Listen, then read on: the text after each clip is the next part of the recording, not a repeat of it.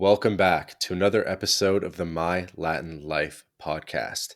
Since 2014, My Latin Life has been your trusted guide to traveling and living in Latin America. Today, I have a very special guest. His name is Georges Janin, and he's the founder of Gringo Jobs.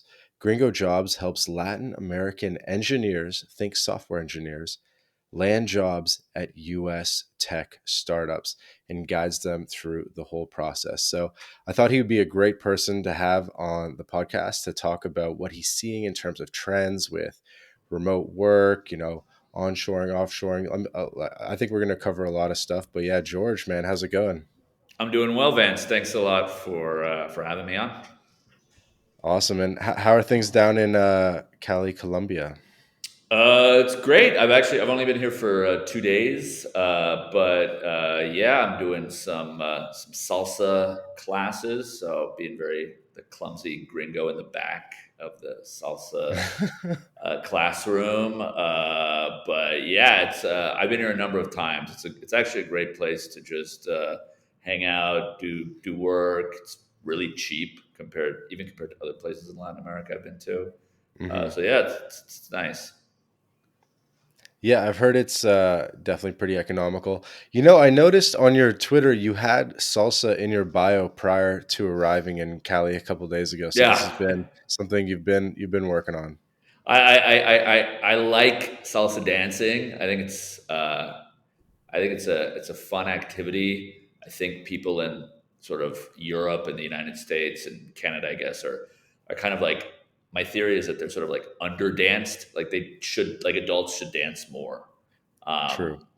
and like basically in Europe, dancing is just something you do to like meet somebody from the opposite sex, and once that's done, you're you're done. You don't dance anymore. Whereas Latin America still does it throughout, so you do it throughout your whole life.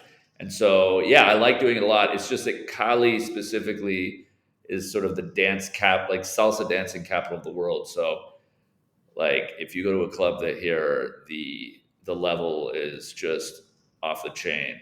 Like, you feel very bad when you come in. I mean, unless you're like an excellent dancer.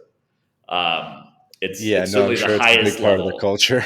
Yeah. It's incredibly. I mean, even everybody dances, and so, but it's a fun place to kind of like it's kind of like going in the deep end of the pool. Yeah, for sure. I mean, you got to be good. Yeah, so why don't we kick things off and tell us a little bit about Gringo Jobs and the vision there. Yeah, of course. So, Gringo Jobs is a recruiting agency, and so we focus on connecting Latin American engineers with mostly U.S.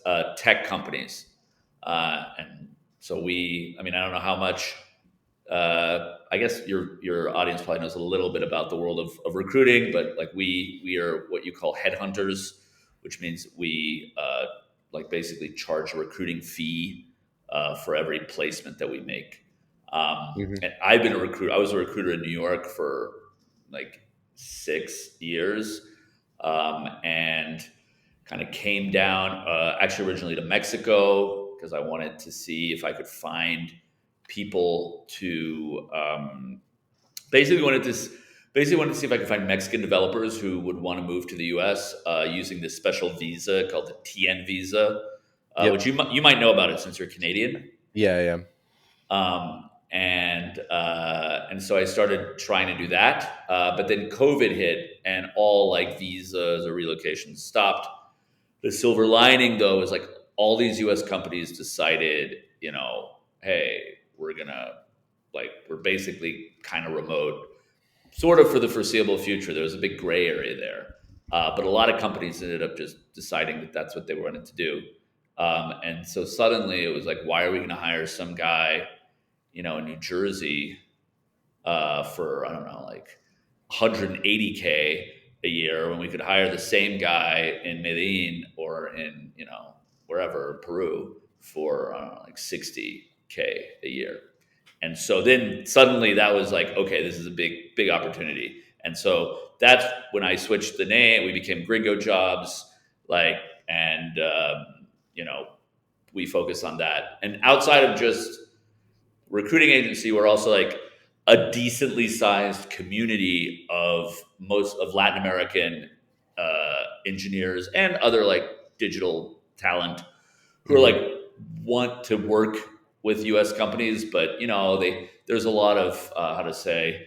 I think there's some cultural issues like they need to practice and prepare a bit more than let's say your average American for interviewing, and so there's a lot of opportunity to like help them and give them tips and things like that. So that's basically what Gringo Jobs is in a nutshell. I mean, we're not a huge company. There's like 8 of us in total, and we're yeah. I mean, I think the vision is to keep on riding this remote work wave Hmm. because like that's probably not going to disappear, and then just like keep on expanding it. I mean, I think my at least my theory on this is that remote work, like software engineers, are sort of the gateway drug of remote work, so to speak. Like that's what companies start with. But once they start, there's no reason why they shouldn't hire other types of knowledge worker roles. So we'll keep on growing there. No, I think directionally makes 100% sense. This is definitely on trend and something that we're seeing more of.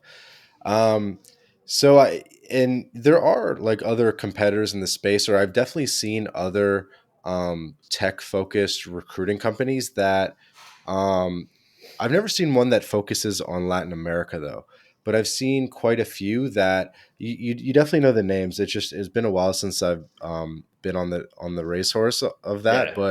but like you know what I mean. There's like these companies, they'll get you on the phone, you do a job, you do like a coding interview with them, you do a behavioral interview, and they go, cool, like you're good enough at coding, we're gonna shop you to US Yep. clients and stuff like that. And then they do it that way, and it's very like merit based, and some of them actually have extremely high standards in terms of like how good of a coder you need to be. Yep. Who do you know who I'm talking about? Yeah, I do. I mean, I'm guessing just to name a couple of names. I'm thinking like Top Tau. That's a pretty Yeah, Top famous Tow. Yeah, one. yeah, There's another one called Turing, which yeah. I think mostly works with Indian developers. And then there's Hmm. another one called Andela, which works with I think mostly African developers. Their model is slightly different from ours. Whereas what they do is exactly what you said, right? They do your test or whatever. They make sure you're They okay. vet you. They They vet you. vet you basically, and then they farm you out to a company. They are taking every hour you work, they take a cut. So you're I don't know exactly what the percentage cut is. The way we operate it, and this is where I think the trend is going. Like we're more like a headhunter model. So I mean, I can give you the exactly how much we charge. We basically charge a fee that's 20% of the candidate's yearly salary. So if we Hmm. charge like if the guy gets like $100,000 salary, we'll get 20K, and then Hmm. that person becomes an employee of that company, and we don't have anything to do with them anymore. Right. So you're getting there's a term for it, but uh, Contingency model. That's yeah, another. there's a term for this model because code boot camps have used this model before, where they wouldn't charge the person, and then they'd get a percentage of the salary for usually maybe like 1 year, 2 years. How long is it in place for? Ah, got it. Yeah, I know what you're talking about. So what we do we do like it's a percentage of the yearly salary, but it's a Yeah. one shot deal. Like basically, if it's 100K, we will invoice them 20K. We'll invoice the company 20K within like after the first month. Um, Okay, it's like a one-time fee. it's a one-time fee. You're talking about a relatively new phenomenon that is called income share agreements, where it's like Yes. where they like will train you up, and then for like the first year or 2 years, I don't know what, a percentage of what you make goes back to them, but Gotcha, they're gotcha. Okay, charging so the you're almost person. like a traditional recruiting firm. You get your whatever. Let's Yeah, just say exactly. We're super you get your 10K traditional. a pop, and then awesome. But what's interesting is it also seems like there is a bit of a learning dynamic to your onboarding process for Yes. the people that you're bringing in, and it makes sense. I can see how interests are aligned because you want them to maximize their salary because then you're maximizing your percentage. So it's aligned. Exactly. But yeah, I can definitely see how you can build a bit of a, proprietary process and community around getting people up to, onboarded and accustomed to, U.S. business practices and stuff like that. Yeah, exactly. And even just stuff like, I don't know, there's so many like things that I think a lot of people in the US or Canada take for granted. But when you're from, Colombia, you might not assume how it goes. And I think the other thing too is that people in general do not like interviewing. Like interviewing is a weird thing. It's a strange process in general to like basically you're having three meetings and then you're deciding whether you want to work for a company or not, and they decide whether they want to work with you. So I think in general there's a bit of an anxiety factor that comes into interviewing. You add the fact that we're often dealing with software engineers who are traditionally not the most sort of like suave talkers, Hmm. and then you add on the fact that they're doing this in not their native language. So all those things combined make it sometimes a daunting task. And so it's often nice for them to have some content or like some sort of community around them where it can be like, all right, you're in this situation. Here's what you should say. Here's how you talk about like, I don't know, like a job switch that you did or whatever. Hmm. Yeah. Yeah, it definitely makes sense. I think on average, you'll find that tech people in Latin America, software developers, they're going to have a higher level of English Yeah. than the average person. Not only just because of like average level of education, but most tech content is only available in English. Programming languages are only really in English. Yeah. Um, and so they kind of have had to learn English, I find a lot of the time, Yeah. just to like get access to information, even about like crypto and stuff. Yeah, absolutely. The level of English of a software engineer in Latin America is orders of magnitude higher than like the average level of English in Latin America, which let's be honest is like it's really low.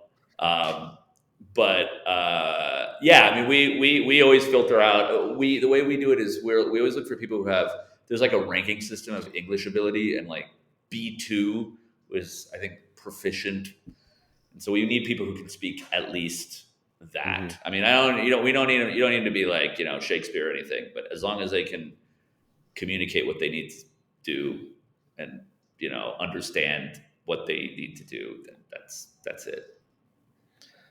And so are people typically getting hired into full-time positions or into contracts, or what kind of opportunities are available?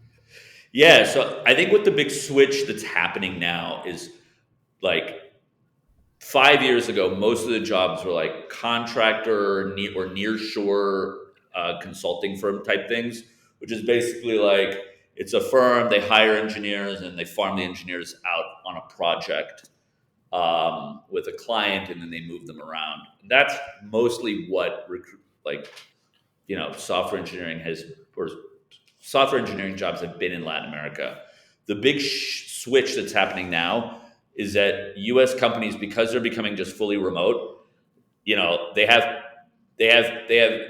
hiring people for full time roles in Latin America. So these are people that will not, that are there for the foreseeable future, and it also means that they're people who are more integrated into the team and work on a product over the long haul. It's not just like, oh, we need some dude for I don't know, like 6 months on this one Sure. But project, and so then but what do you mean? So are they getting to stay home in Latin America, or are they trying to come to the States or Canada? no, I would say most of them are happy to stay at home. It's kind of a new thing. I mean, traditionally, it's always been like, oh, I want to go to the US or Canada. There's still some people who want to do that, but a ton of them are very happy staying in Mexico because the salaries that these US companies are paying is like for Mexico, it's really good. And Mhm. you get all the benefits of staying in Mexico where you're from, right? So like For everything's sure. cheap. And then so how does that work from like an organizational perspective where um like is that US company, are they opening like a Mexican subsidiary and like having employees there? Like whose payroll are they on? Are they, you know what I mean? If Oh they yeah, are in yeah. fact full-time employees. Yeah, most of the time the companies are doing actually they're basically just paying them.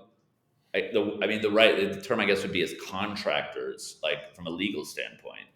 Okay. Even though they're not being paid, even though they're working indefinitely, they just send them X amount of dollars per month, and then the person in Latin America operates as a like mini business, like a one man shop, and does all their taxes, Hmm. all that And stuff. so they're in charge of doing their own like, do you help them like open a Stripe account, or you just make sure they have like a local bank account in their local currency, or how do they typically get paid, the contractors? Oh yeah, I mean we actually don't help them much in that domain. I mean most people like especially like software engineers like are usually pretty well set up in terms of having like bank account and whatnot.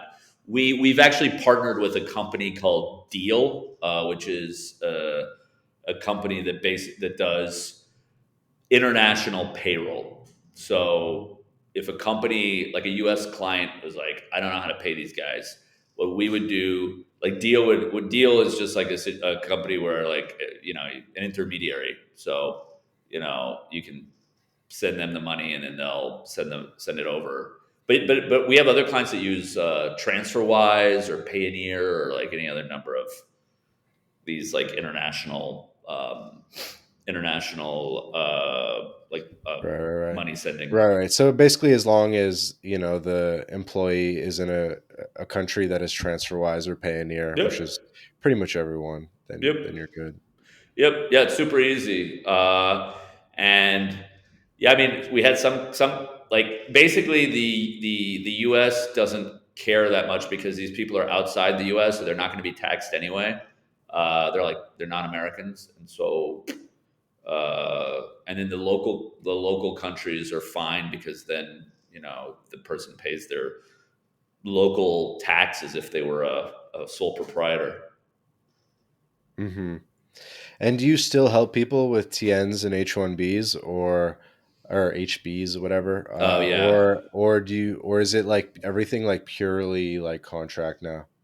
So some people, honestly, I mean, first of all, H-1Bs, I don't really touch them because they're massive pain in the It's ass. tough. Yeah, it's tough. Yeah, yeah. TNs, if a client came to me and was like, "Hey, we want to hire some people who and just bring them to the U.S. on a TN," I would be open to talking about it. But it's just become so much easier to do remote because like it may it's I would say most people by default want to stay in their country as long as they get paid a good amount of money, and so it's just easier as far as like having candidates. Right, there are way more candidates who want to work remote now than candidates who want a TN and move to the US. Hmm. Hmm. Okay. No, that's cool. But and just to move on, because I am Yeah, kind of curious actually about the TN, because I do know what it is. It's basically something that's sort of part of the NAFTA program, the North America Free Trade Agreement, where the US, Canada, and Mexico, they have this sort of trilateral agreement, and it helps people get jobs in the other country, like under a TN visa. So we have basically our own, trilateral visa scheme, and it might even extend to some other things. But yeah, I mean, a lot of people I know have used it to use yep, this TN visa to go work on Wall Street, or to go work for a tech company in San Francisco. Canadian friends of mine. So, yeah, and, absolutely. and, and so it's kind of interesting. Like, do Mexicans have the same access that Canadians have, or is there a slightly different? Is it like different for every like combination of countries? You know what I mean? Like Yeah, Mexico to yeah, yeah. Canada, Mexico to So I can speak for going into the US. So when I was in New York as a recruiter, yeah, the TN visa was known as like the Canadian visa right. because basically if you came across a Canadian in New York working there, it's almost 100% chance they'd be on this. Hmm. The Mexican visa is the Mexican TN visa is basically the same. Um, the only difference is that in order to get it, the Mexican national needs to go. back to Mexico and go to a U.S. consulate to get it, whereas the Canadian can literally walk through, like in the immigration, and say, "I'm applying for a TN visa," and they'll take you into like one of their little rooms and talk to you for 5 minutes and give it to you. Hmm. Um, the reason why is because if you were refused the visa as a Canadian, you could still just, well, actually, no, because in Canada, almost always their American immigration is at the Canadian airport, right? So, like, Correct. you're basically, if you get refused, you're still in Canada. Whereas in Mexico, you would have to fly to the US. And if you were refused there, then you would be potentially in some kind of like visa limbo. So, but otherwise, it is the same. It is the same visa. It's for the same jobs. It works in exactly the same way.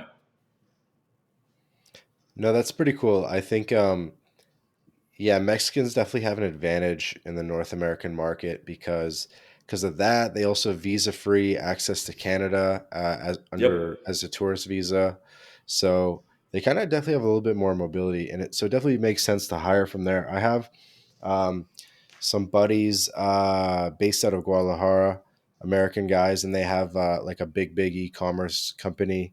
Um, and yeah, they've basically staffed their whole team with people in Mexico. Sorry, I guess that's unrelated because they're not even doing the TN Well, scheme they're just stuff. hiring locally. But yeah, I think yeah, just maybe use it as a bit of a segue to talk about some of the trends we're seeing in remote and how a lot of these jobs are going to Latin America and what you're seeing.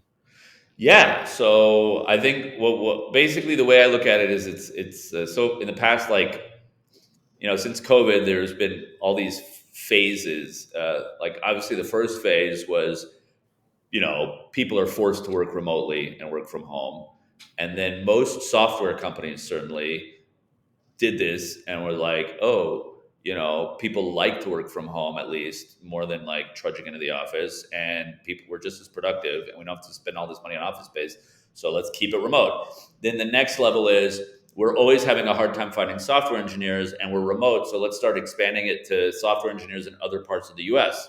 And then it was like, all right, well, if we're doing that, why don't we just start hiring people as long as the time zone is kind of the same, which is one of Hmm. the sort of obstacles, which means that Latin America is sort of like prime for this. Let's let's hire people all over Latin America, and then I think the next phase will be kind of like what your friends in Guadalajara are doing, is essentially like, we don't need to just hire software engineers. Like, we already have a complete setup to hire people anywhere in Latin America. And we hire software engineers there. So let's do, like, I don't know, email marketing managers and SEO people and data analysts and, customer success people and, Right. all this kind of stuff. So I think it'll keep on growing. I mean, certainly the costs or difference is significant, and so, as long as they can do the work, it should be kind of a no brainer. Yeah, so let's talk a bit about cost. That's got to be the main reason and driver behind a lot of this. Yeah. How much cheaper is it to hire from Latin America? Yeah, so basically, there's a few factors. We can start with software engineers. Um, the my rule of thumb is, usually you're looking at around a third of the cost. Slightly depends on the level of experience and things like that. But you can expect that somebody who makes 150K in the US will make 50K in Latin America. Um, I mean, and in Latin America, there's variations on places. So, I would say Brazil is a bit more on the expensive side. Hmm. Colombia and Argentina are sometimes cheaper. There's random places where, I don't know, there's stuff in the middle. Mexico is kind of average, um, but I would say it's about a third. The differences in other roles is substantially larger. I mean, you know, we recently placed a data analyst who was looking to make like $18,000 in a year, which is, I mean, in the U.S., it's like I don't even know if you get that making him working at McDonald's. Um, but you know, he was really great, and I think his equivalent in the U.S. would probably be making like 80. Um, so but generally for software engineers, I would say it's about a third. It is changing though. Like salaries in Latin America are going up substantially, especially software engineers, as more U.S. companies kind of start recruiting down here. Mm-hmm. Like we have an offer out right now for a guy with 10 years of experience, actually in Guadalajara, for $150,000 per year, which is quite high for a Mexican software engineering role. Um, and like, hopefully he'll take it. But again, you can imagine for him, it's I mean, making 150K in Guadalajara, like you're a king. Mm-hmm. So that's yeah. So things are changing, but it's still about I would say on average about a third. Okay. If you Yeah. don't mind, I would enjoy going into a bit more detail on this because I think sometimes this is information that's hard to get. Yeah. So I don't want to go peel too deep, but okay. So let's say a American JavaScript developer, basically like the most generic software developer Yeah. with 3 to 5 years experience, full stack JavaScript. How much are they making in the States? So I would assume I'm gonna say like New York like for New York or which I think would apply in California as well, which is sort of on the higher end. So I'd say like somebody for 3 to 5 years, you know, you're probably looking at like 140, 150K per year. Um, Obviously salaries have gone up substantially. New York City and like the West Coast have very high salaries. But yeah, I would say that's about right, about 140, 150K. Okay. Yeah, And so you think on the like in middle America it'd be a little bit less than that, yeah, 120, yeah. I think 100, you probably like one, yeah, one like like in Nashville. 15. Yeah, like if you're in Kansas City or something, maybe like 115, 30. Although there's weird shit going on there too, because you got all these remote people showing up there. You know what I mean? There's like remote jobs from, you know, like Airbnb, for instance, just announced they're basically fully remote on their for Hmm. their I software saw engineering. that. So, you know, now you're gonna have Airbnb, you know, people in Nashville being like, oh, I'm gonna go apply to Airbnb. However, you're right. It is about like there's a little like it's a little bit less, it's probably like 115 to 130, let's say. Okay. Yeah, and I think, if, especially in Silicon Valley, that could even go higher than 150. Absolutely. Once if you factor in stock options or RSUs, and like if you look at the full package, it can get really crazy. And if you look at FANG, like you know, FANG companies, so like the big tech companies, they are also. I mean, there are some numbers that go way up into the 200s for Hmm. people with those years of experience. For sure. And maybe we could circle back to that, talking about salary packages and about how, uh, yeah, basically a lot of the total compensation doesn't actually come in the form of salary these days. It'll Correct. come in the form of RSUs and bonus and things like that. And I think what's actually interesting about that topic is how, for I think really all contractors and especially contractors in Latin America, they're kind of going to see a different percentage, a different sort of breakdown where they're or and they don't really have access to the equity and the stocks and that sort of thing where they'll get the salary but then they might not, and maybe they'll get the bonus but they probably aren't going to get the RSUs and the vesting stocks, and there's just a whole bunch of different like financial instruments that are used these days. Correct. Although that is actually changing a little bit as well. We're starting to see U.S. companies offer stock options to people in Latin America who are even working. I mean, there are people who are it's for people who are working, you know, full time indefinitely, but there are packages that are involving some kind of stock option. Although traditionally, your average Latin American developer would never imagine getting something like that. Hmm. Okay, so let's just say you're making like one between 120 and 150 or Yeah. even 200 in the States. So let's just call it 150 in the States. You said it'd be around maybe 50 in Mexico.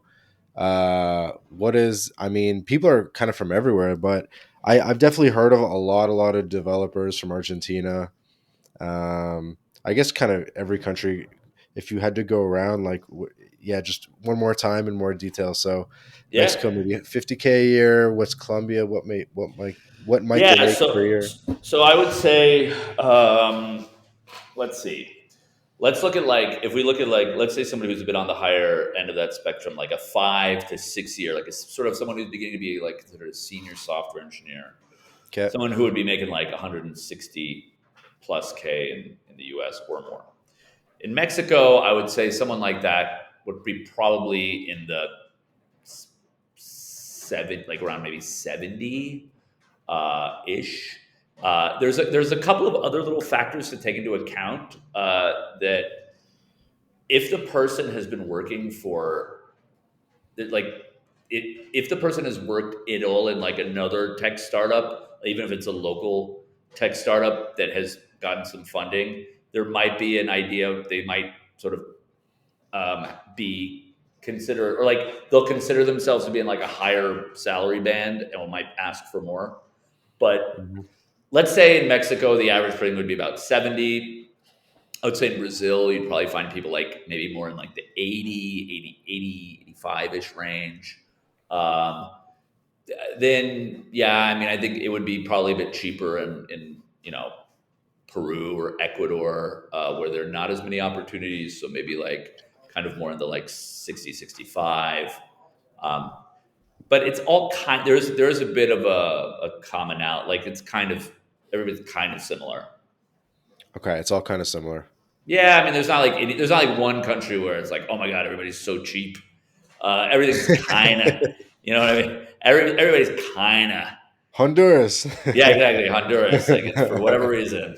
But yeah, there's a little bit of a there's other factors that are like that like harmonize salaries. Whereas, for instance, there's a lot of big companies like Latin American companies that hire across all these countries, and so kind of like make salary bands sort of the same. Hmm. Okay. Yeah. And then so I'm kind of curious where, because it is sort of like a two-sided marketplace what you're managing. Yep. You have the companies on one side and you have the developers or engineers on the other.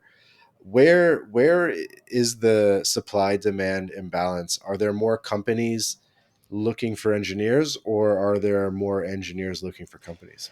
So when we're talking about experienced engineers, there's more demand. They're like if I can find a software engineer with at least 5 years of experience who speaks English well and presents well, like I can put this person in a lot of spots.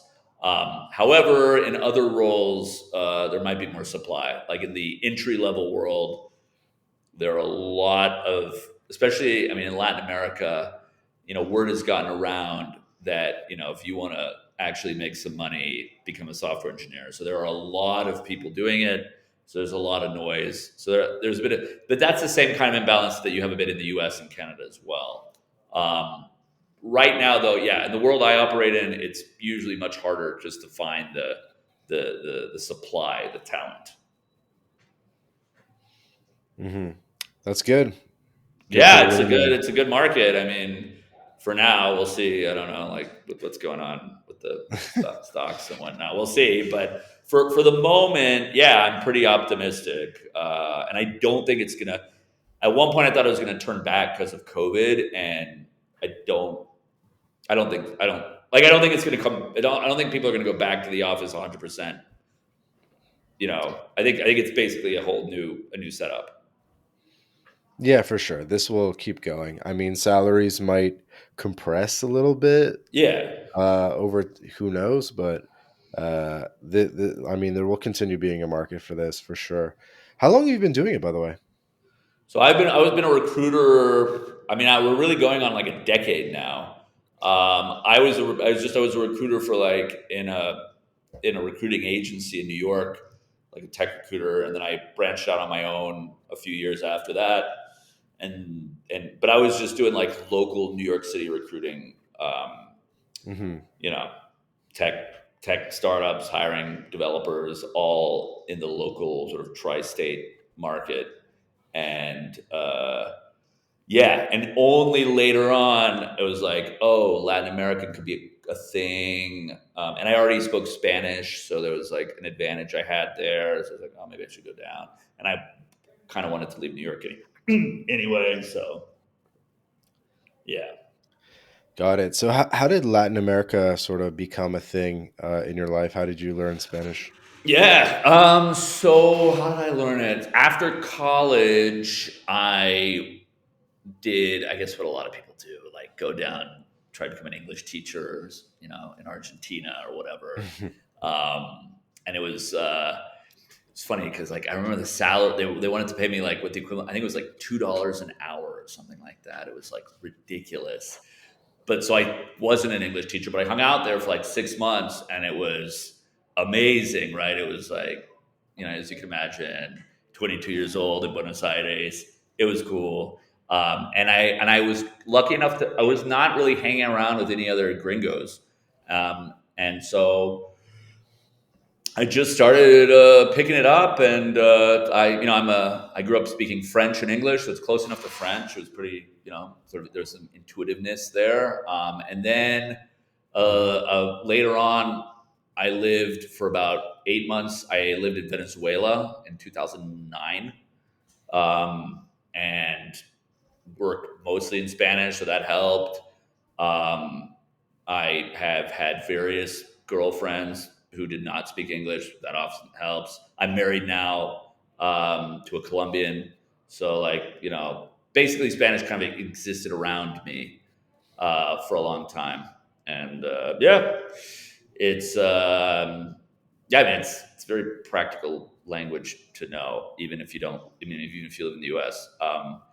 And so I thought it was an advantage too. I was like, oh, cool. Like I can come down here and I can be like the gringo that speaks Spanish. So kind of have that bridge. Hmm. And yeah, start the business that way. That's awesome, man. So you spent a lot of time in Mexico and Colombia. I think I also read in Venezuela. Yeah. Yeah. I lived there for that's about 8 months. It was not as big of a shit show as it is now. Just like as a heads up. Hmm. But yeah, I was working there actually. That's awesome, man. So you when you left New York behind, it's just been all Latin America. Yeah, yeah. I mean, I really like. I mean, I just have a soft spot for Latin America. It's it's. I guess there's a lot of different things I like about it. Not to get into too many sort of generic statements about a gigantic place. But one thing that is nice about Latin America compared to being like an expat in Asia, for instance, is you can integrate into this society a lot easier. I mean, Hmm. like, the language barrier is much lower. I think culturally it's much closer. And so it's just easier to be a part of the living there. You're not like just someone who's separated out, hanging out with other expats, doing expat things. You can be a bit more integrated. Um, and yeah, that's kind of, I mean, that's in general what I enjoy about it. And I mean, I don't know if I'm going to live here in Latin America forever, but definitely come back very regularly if I leave. And yeah, I mean, I mean, every country I've been to in Latin America has been pretty fun. Yeah, I mean, well, you've been to some good ones, that's for sure. Yeah, yeah, yeah, yeah. No, definitely. I would say, yeah. I mean, it kind of depends on what you want in your, like, what you want to do in your life. But like, if I was a single guy again, I'd probably be in Brazil a bit more than in Mexico, for instance. But overall, it's a yeah, it's fun and people. It's cool. I don't know. Like I just have to get used to like the annoying stuff. Like people flaking all the time and whatnot. But outside of that, it's fine. No, that's awesome. And where are you? So I know you're half French. Yeah.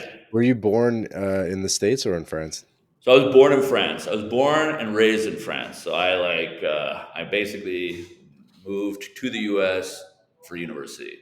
I did this thing in France called the baccalaureate. Um, IB. so actually, I did the French baccalaureate. The IB is Ah, the international baccalaureate. okay, okay. Um, and so yeah, I did the Beck and then left, and I come back from time to time. But my high school friends are all still in France, and I have some family there. But overall, uh, yeah, I don't know. There's a lot more opportunity in the U.S. And honestly, you make a lot more money in the U.S. I mean, European salaries are very low compared to the US when you look at them. They are. They definitely are, especially if you look at somewhere like Portugal. Um, Yeah. and you know what? That's kind of maybe an interesting topic. Is I'm just sort of thinking about this now, but it must be almost at the point where, with some of the numbers we're saying, some Latin American salaries are catching up or caught up Yes. to European salaries. Yes, absolutely. I actually was tweeting about this recently. I tweeted something like do you want to have like a crappy Latin American salary and pay European prices? You should go to Spain. Because Spain is I guess Portugal and Spain in particular have very low salaries.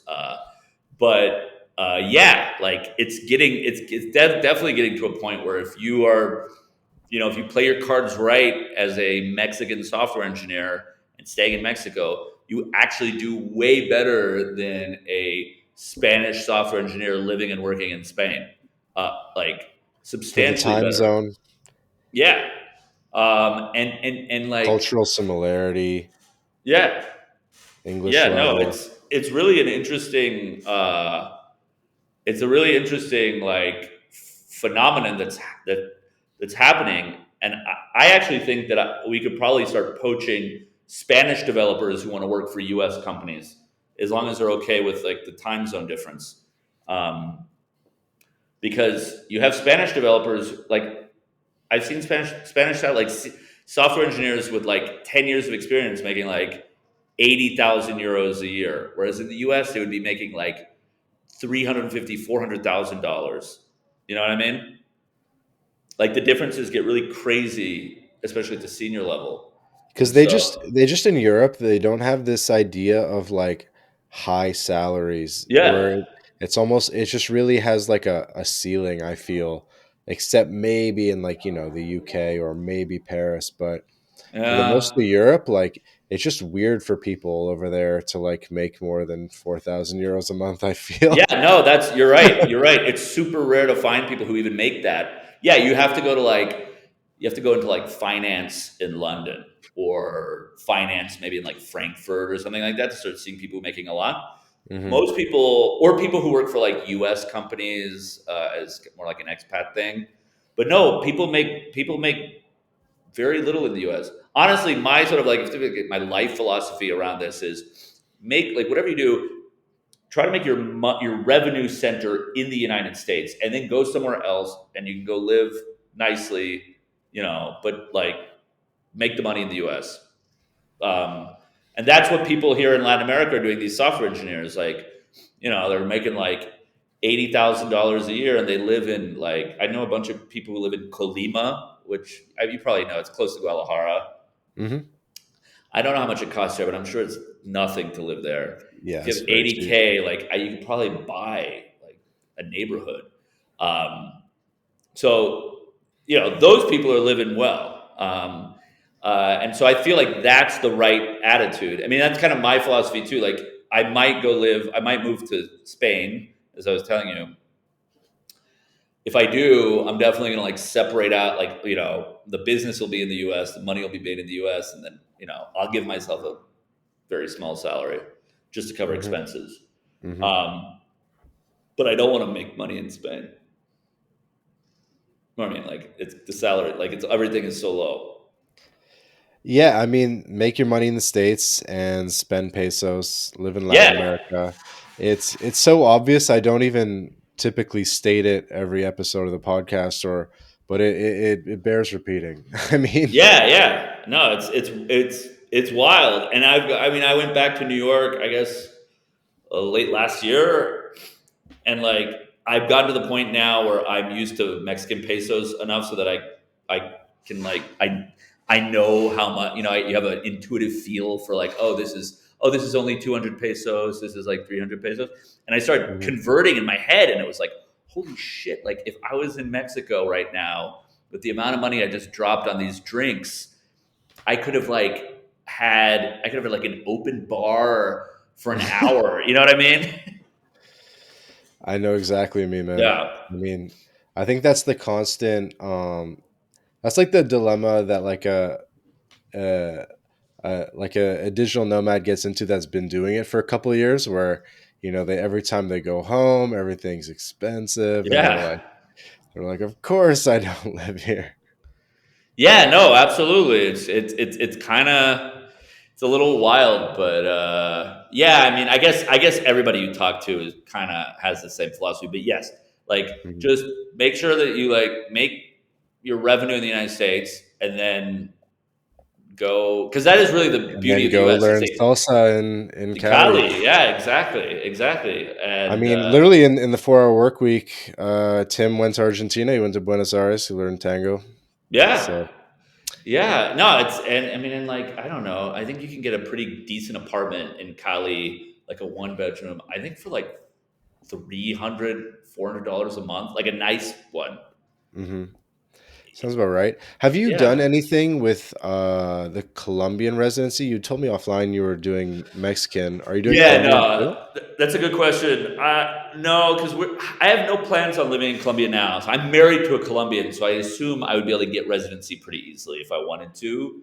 Hmm. Um, the Mexican one was the one that that's the one I've been doing since 2018 or 2019, um, with the temporary one, and Hmm.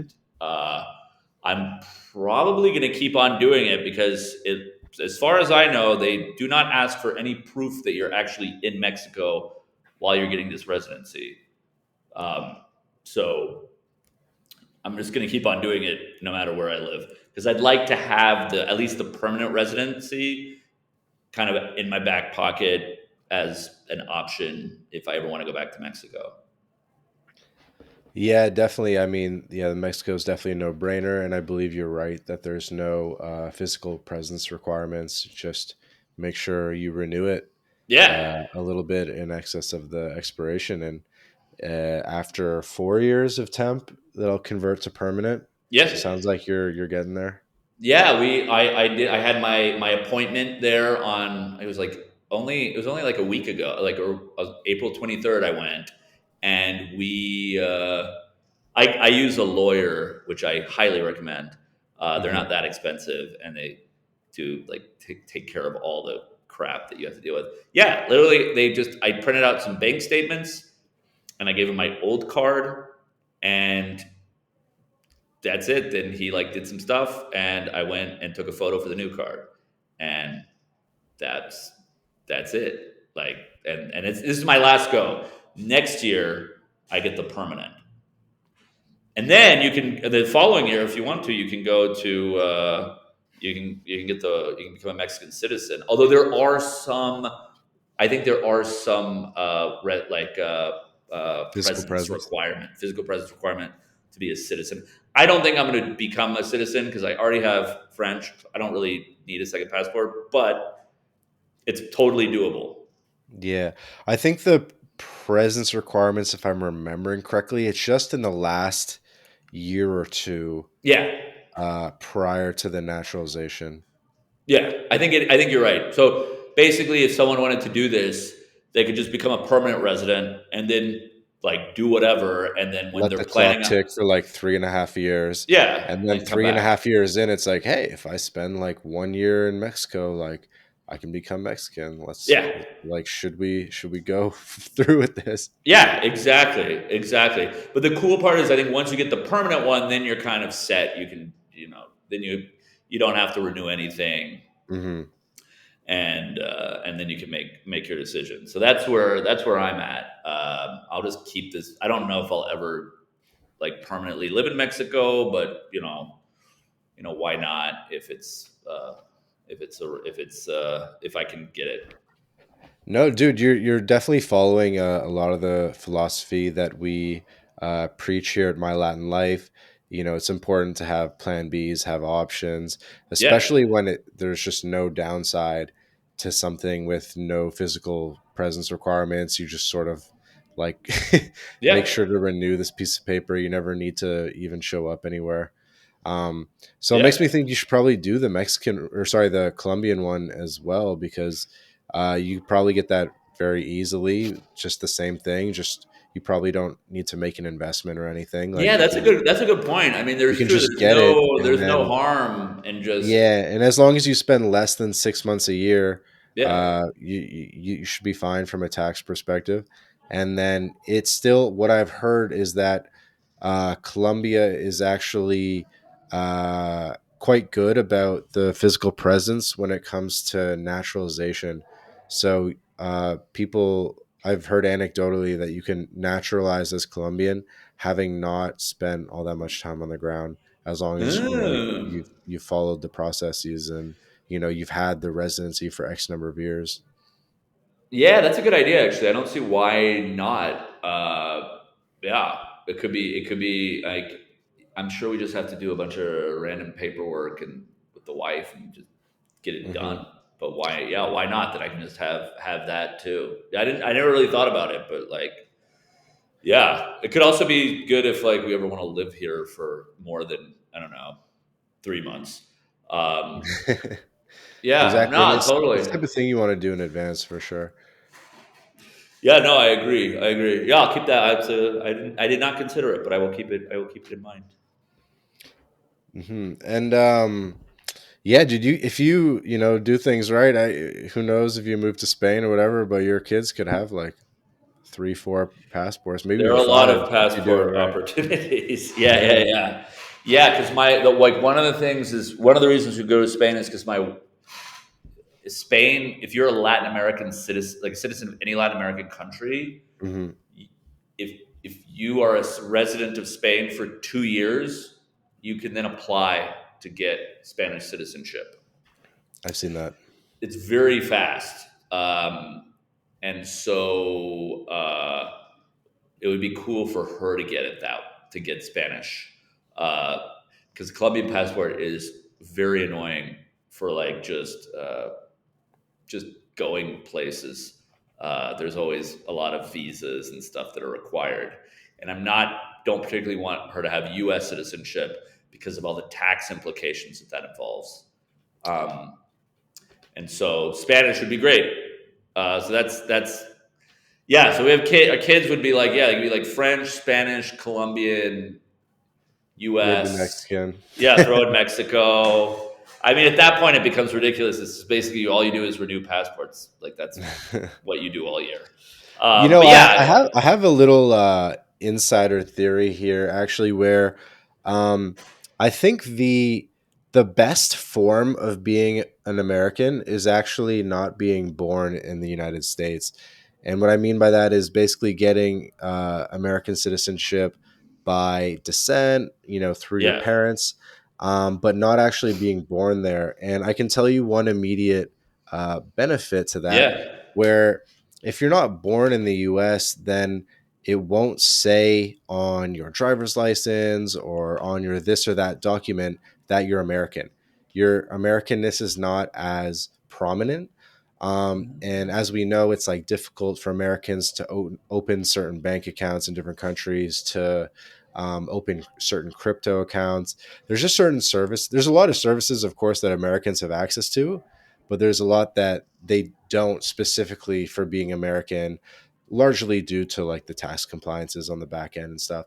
But if you could be American but just not have it like stated, you can sort of like slide by on a couple things a little easier. Yeah, that's a good point. Like when I use my like on my French passport, there's zero indication that I'm American. There would be no way for anybody to even Hmm. assume because I was born in France, um, and so yeah, that's true. Like if there wouldn't be any questions asked um, on Hmm. that front. Um, so yeah, actually, I didn't think about that, but you're right. Like there's some like I don't have people don't have to know at all that I'm American from looking at my background or looking at a Hmm. piece of ID.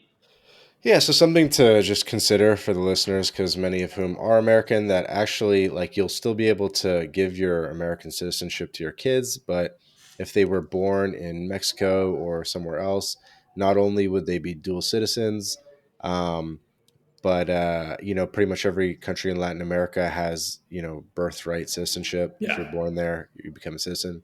But then it wouldn't say the U.S. necessarily on their documents, and it would make certain things easier. Um, and the amount of things that makes easier it would change over time. So it's hard to look at it right now and be like, oh, like cool, like the visa to Iran is harder, like whatever. You know what I yeah, mean? yeah, So, yeah, but that scale of uh you know pros and cons could change over time. So anyway, kind of a random aside there, but I hopefully that's helpful for some people.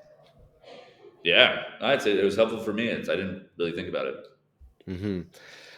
I thought, we're getting near the hour mark, so you've been generous with your time. I thought we could just talk a little bit more about sort of tech in Latin America, and digital nomad stuff in Latin America. Yeah, Um, so what like I we talk a lot about the digital nomad hubs in Latin America, and those do not necessarily overlap with the tech hubs in Latin America. So you must be probably more familiar than most people with the tech hubs, because I imagine to some extent you're sourcing your developer talent from the tech hubs. So what would those yeah, be in Latin America? Guadalajara comes up a lot. yeah, Sao Paulo comes up a lot. yeah. What else? So I would say in Mexico, you have I mean Guadalajara is probably the most prominent one, if only because it's just like the tech center. Um, Monterey has a fairly significant tech presence Mm, as well, and mm, I know that's not particular digital nomad hub. But and then Mexico City obviously has a lot of people, with secondary cities being like Querétaro has a sizable presence. Merida is building. San Luis Potosi has a few. And then outside of Mexico, yeah, like Sao Paulo in Brazil is I mean, obviously it's big in like every way, but it's a huge tech center. Um, and then yeah, I mean, and then Colombia is really pretty evenly divided between Medellin and Bogota. Like where I'm at right now in Cali is not. I mean, there are some developers, but it's not huge. mhm. And yeah, I mean, then outside of that, most of the other countries in Latin America are such that the biggest city is the capital city. Like, there's really only one major city. Like, Buenos Aires is like the place in Argentina, Santiago in Chile, Lima in Peru. I mean, there are other cities, but it's very centralized. So in those cities, it's really like, all right, the tech is there because just everybody Right, is right, right. there. Do you keep up with like the tech in Latin America scene? Like who's raising money? Who are the big VCs? The rounds? I mean, there's Yeah, like the SoftBank Latin America Fund. What companies are they investing in? Things like that. yeah. I keep an eye on that. That certainly affects the talent market a lot. There have been a lot of very large fundraisers for tech companies here in Latin America, especially in the fintech world. Hmm. I mean, the ones that people know about the most are probably like Nubank. Yeah, Nubank is huge. In the crypto space, there's Bitso in Mexico, which is enormous. Hmm. Uh, Kavak, which is they're actually in like the car, like used car space, Hmm. but also raised a ton of money. Credit Justo, which is like small business loans. Um, there's an incredible amount of fintech, mostly because there's this huge opportunity, right? Like Latin America is historically not don't have the same access to financial products, and so there's a lot of options. But yeah, I keep an eye on him, and in fact, that's one of the reasons why developer numbers have like salaries have gone up so much too, because they've raised hundreds of millions of dollars, and so all that most of that money goes into salaries and hiring people. Hmm. Yeah, it's something that I actually want to try to get some more guests on that are maybe involved in the LatAm startup ecosystem, either some VCs or people like that. So Oh um, yeah, I could probably connect you later if you needed some people to talk to. yeah, I think it's exciting. I think it's important to stay abreast of what's happening in sort of like the traditional uh, financing markets, VC and PE in Latin America, and seeing sort of what the dynamic is in Latin America. Because that's kind of maybe you have developers who are in that situation where it's like, oh, I got an offer from Nubank and I can stay here, or I got an offer from like a U.S. contractor. You know what I mean? And so Yeah, they might actually have sort of those dynamics happening. yeah, no, it happens all the time. I was trying to poach people from Nubank, and it's been impossible because they like were about to IPO, and then they did IPO, and then everyone's like, "No, I want to like I'm have all these stock, like all these RSUs, and like blah blah blah." And so no, it's the same problems that you have trying to poach somebody from Facebook or a big tech company in the U.S. Interesting. Yeah, So yeah, that yeah. kind of begs the question. I mean, how do you source your developers? Because that definitely seems like the key part of the business model is there's basically unlimited companies at some price who want developer talent. You know what I mean? If it's not 100 an hour, it's 80 an hour, or it's 50 an Yeah. hour. But it's really all about you to like find like vetted candidates that can get the work done and like answer emails. How do you find people? Do you put up job postings on University of Mexico City Yeah, job? You know yeah. what I mean? How do you like Yeah. what do people do? So we do a few things. We don't really do too many job postings because you get a lot of random people who answer those, so you have to sift through a lot. We do two ways. So we do the most classic way, which is LinkedIn. So LinkedIn has a bunch of different like expensive products that you can buy, licenses to use, like Hmm. LinkedIn Recruiter. So Hmm. we'll use that to a degree. And then the other thing we do as well is we like part of the sort of Gringo Jobs community, which you can mostly see on Twitter, but kind of exists in general, is also a way for us to find people. So we often have people who will pop out of the woodwork every week, being like, "Hey, I follow you on this and that. I'm looking for a new job, or at least I've started looking for a new job. Like, do you have any?" Um, you have anything, or we have a referral program so that people will send us their friends. That works decently well as well. So I think the right way to like a healthy recruiting agency is one that has many different source like channels to bring in people. If they are too dependent on one, they are at a very high risk. Okay, interesting. Yeah.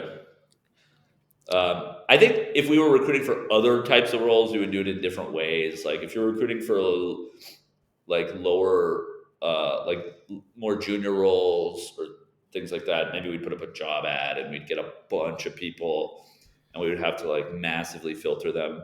But we're working with more seniors, so it's a little bit like say what you would call like a higher touch, so to speak, like people who are a bit more. Hmm. Yeah, like not as many people. We go out and find them.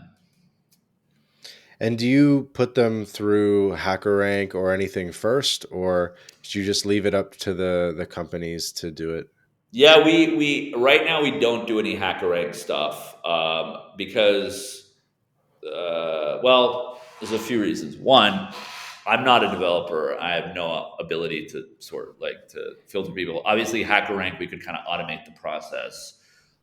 But what we found is that it's sometimes the HackerRank is good for that very first level filter where like, does the person even have a clue of what they're doing or not? Okay.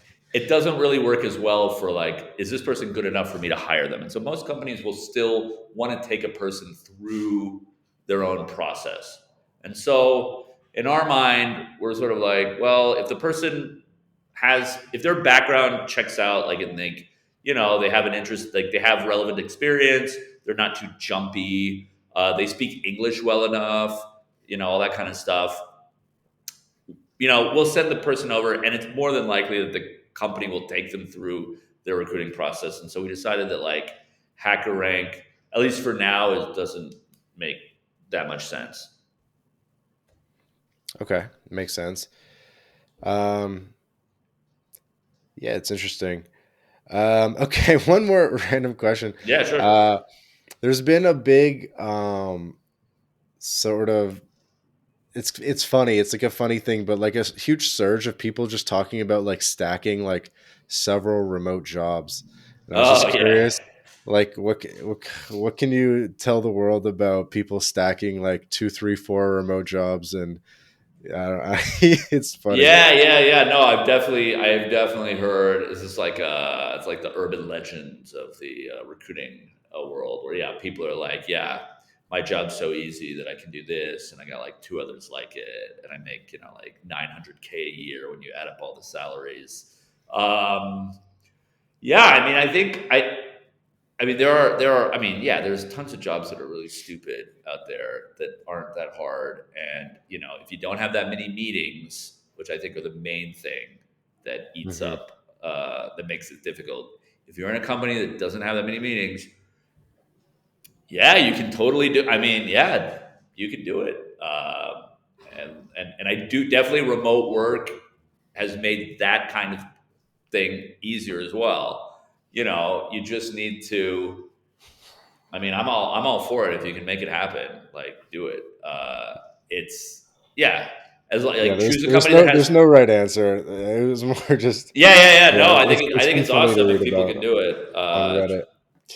Yeah, So, what do you think is sort of like this is sort of a generic question, but like the future of remote work? I think like the standard intuitive narrative would just be that we're heading into a period of increased global competition where these high Western salaries are just going to have to come down because they can be outsourced.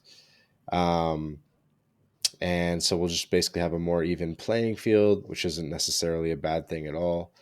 yeah, Um, I mean, what else could you speak to sort of like the future of how a lot of this is going to play out in terms of outsourcing to Latin America, but then also just sort of like a larger remote job market where tasks are being, allocated to people in different through yeah, different methods.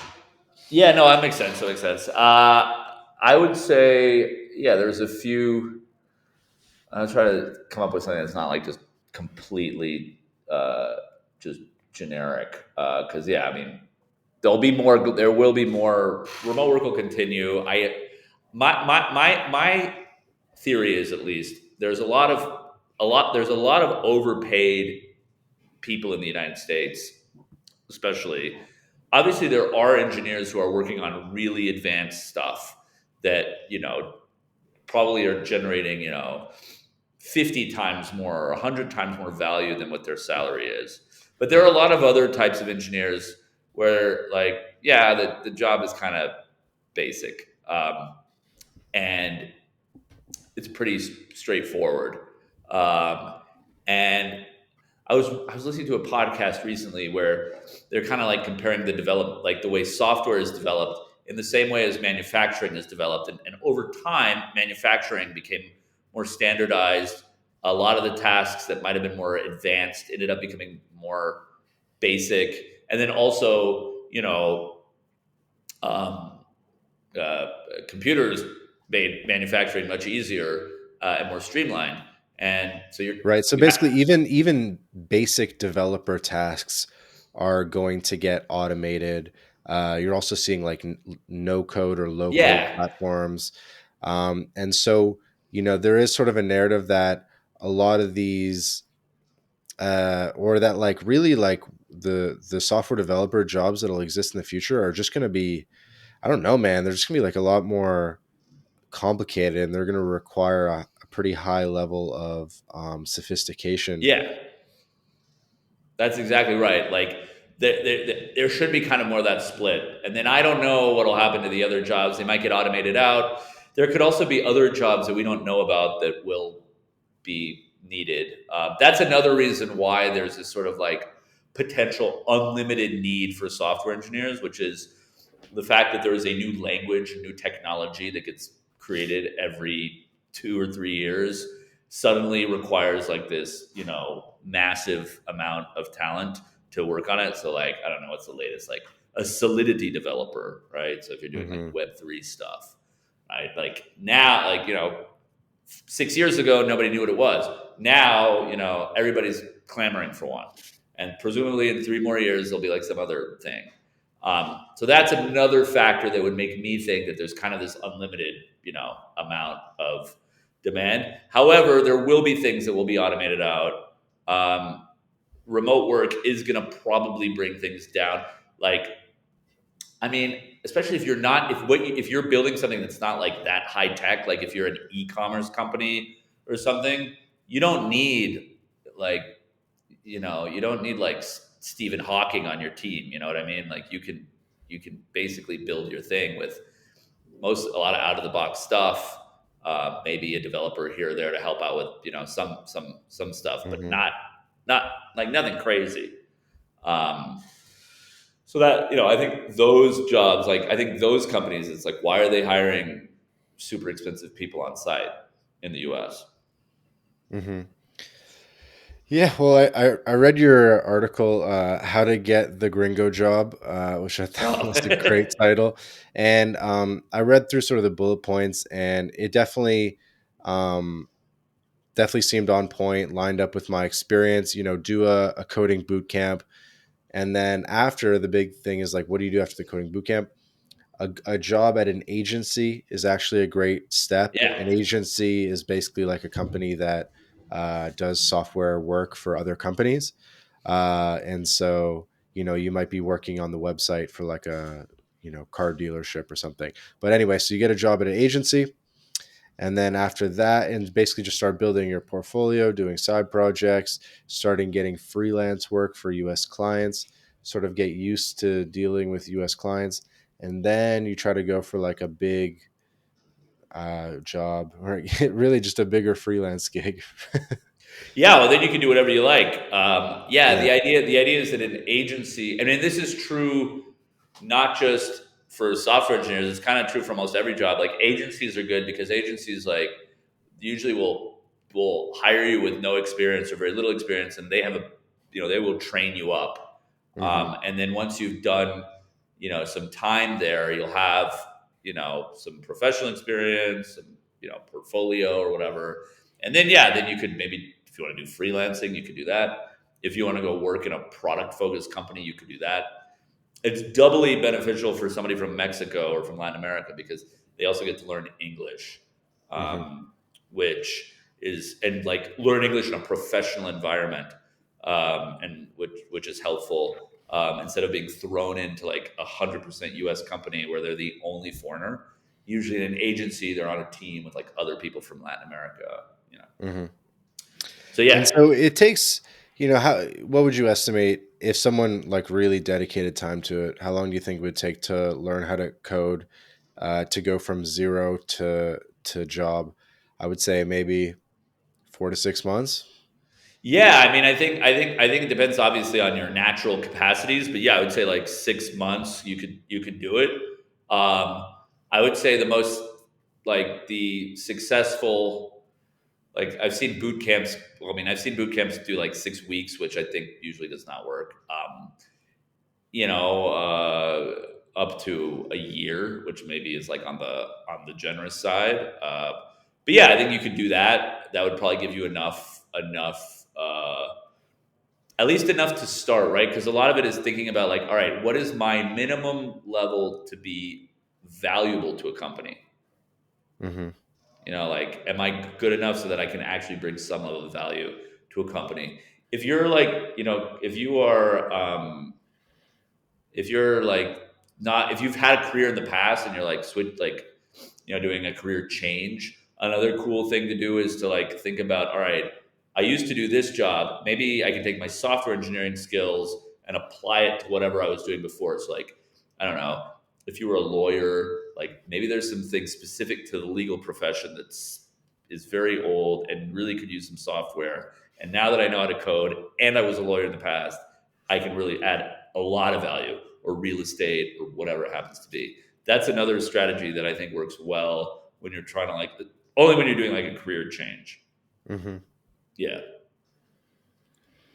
Yeah, I think there's definitely a lot of opportunity.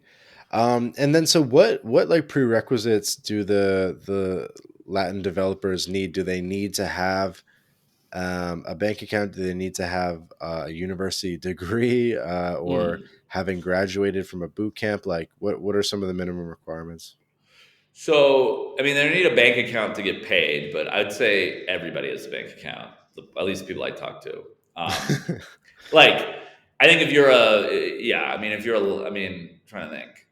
Most people, I mean, I'd say I know there are a lot of people in Latin America who don't have a bank account, but the developers that I talk to, they do. Or maybe they only have one, but it's like not international or Yeah, they could. They might have to do a little. Maybe they have to go to their bank and be like, "Oh, I need to join, you know, open this type of account or whatever." Mhm. Then, as far as they don't need a university degree necessarily. They just need to know how to program. We need to figure out how they learn. So, you know, it's just like the U.S. Some people are self-taught. Some people did a coding boot camp. I don't know. Some people did a CS degree in a university. It doesn't really matter anymore because it's all remote. With the TN visa, you actually do need to prove that you have a relevant university degree, Mhm. but not with remote. Pretty easy, pretty doable. Yeah, yeah, yeah. It's. I mean, it requires work, but it's the path is clear. Love it. Awesome, man. Well, I think we should probably get to wrapping up the episode again. So Cool. the website is gringojobs.co. Yep.